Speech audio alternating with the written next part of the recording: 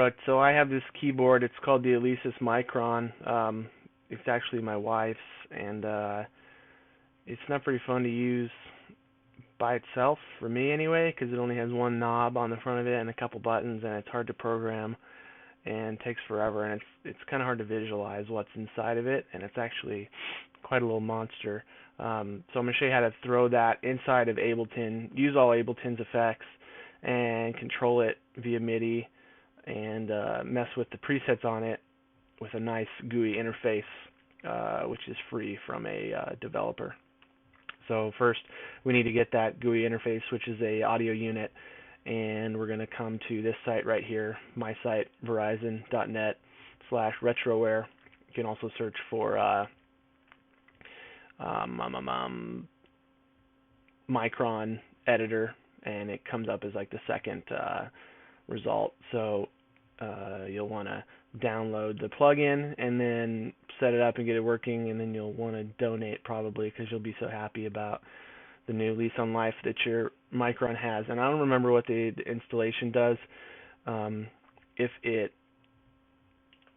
goes and it puts the component in your component directory for you, but anyway, you may have to drag it in there, and that's in your library, audio, plugins, components folder. Drop it in there and start up or rescan your audio units directory.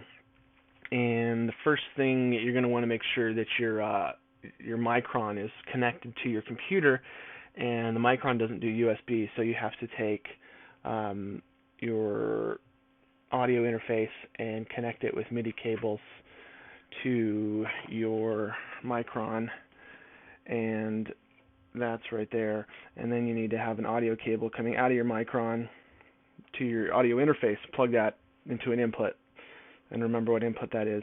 And then you need to set your Micron by pressing this config button here, and you press that, and then this contrast is going to come up, and you're going to take your big knob and turn it to local control, and make sure that keys plus MIDI is on. By pressing on that, and then you're going to come over to MIDI, and I don't think that really matters that much, but I have it on single channel. You could have it on all channels, and it would probably be okay, unless you're using this MIDI with another device. But if you're doing that, then you know what you're doing. And then you want to make sure you know what channel the Micron is set up to receive on, and mine's on 1.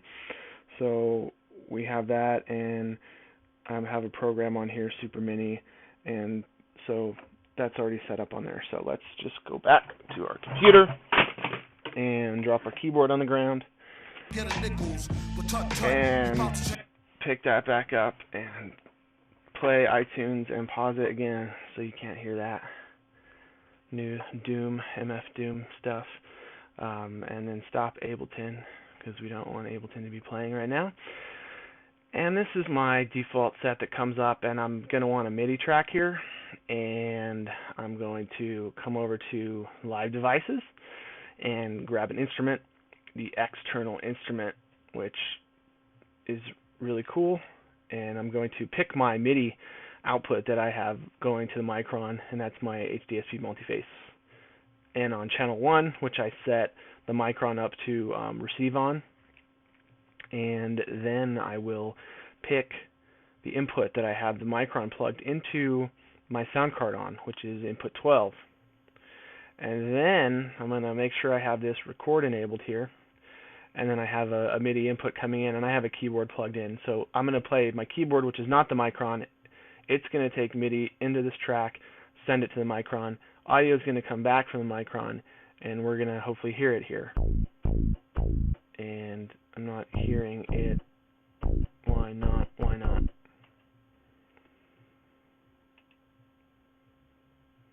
What did I do?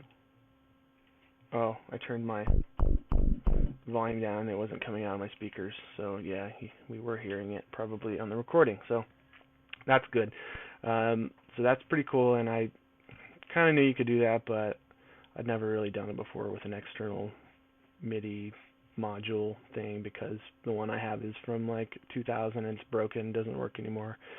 And this Micron has been in a bag for the past 4 years and haven't used it. So anyway, the next thing we want to do is find a way to interface with the Micron, which is with this retroware MicronAU, and this is the insert plugin. So this is what we're going to use. And then they also have an audio instrument which you could use just to interact with the Micron on its own. I kind of don't understand why there's two of them, but we use the insert because we already have like an instrument here. Maybe that's so you can use it on its own instrument track without having to pull out something in front of it like this external instrument is. So I've opened that up and we see this nice interface, and it's like, okay, these are all the knobs that the Micron's missing that's actually on another synthesizer that Alesis makes. But what you have to do to set this up is pick your MIDI ports. So I got my multi-faces, and then we're going to come over to the Micron and press the program button, which, okay, that's already up, and then click down on the knob, and then spin it all the way to the right till it stops, because there's a lot of crap in here, and then go back 1, 2 clicks, and then press this button to send the MIDI sysx, which is the patch description, and it sent it, boom, back to the computer. And now up on our screen we have Super Mini. So what I'm going to do here is just record a little snippet here, and I don't hear a click track or anything, so there we go.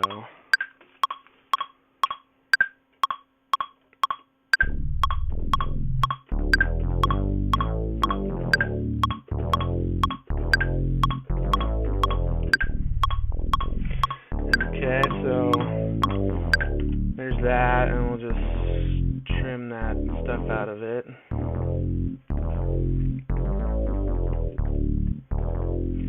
And you can see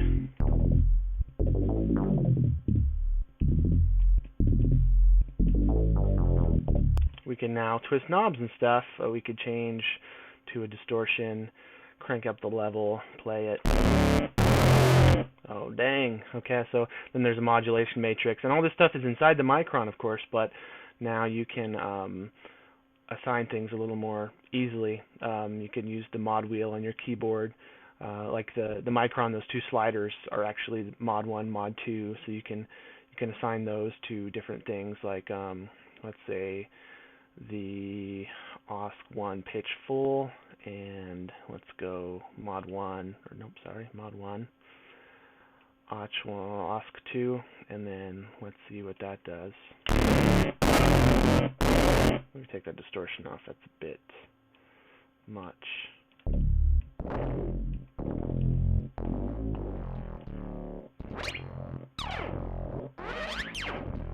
So by moving that mod wheel, I'm getting some pitch gyrations there. So yeah, it's a nice way to visualize what's inside your Micron now. And when you save your set, all this stuff is going to be saved. And when you open it up, it's going to boom, send it out, or you press this button here, and you'll see synced goes green, and it has now pushed these changes back out to the Micron. And then the other cool thing is that I believe when you are let's see, play back a little bit.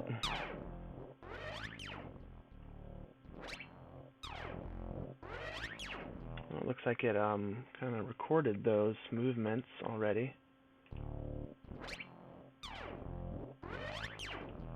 I have no clue how that happened, but you'll get parameters that'll pop up here when you modulate. Let's see, if we go into the envelope here, you're able to look at MicronAU, filter 1 frequency, and like take this and modulate it like you would any other envelope inside of Ableton.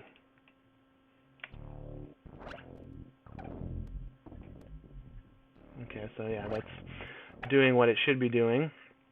And then now you see this filter frequency here, which is also pretty cool because you can, if you have a device that has this blue hand, which is a external controller, If you've created a control script for any of your controllers, or you have a supported controller, you can twist a knob and move this and control your parameters on the Micron in real time.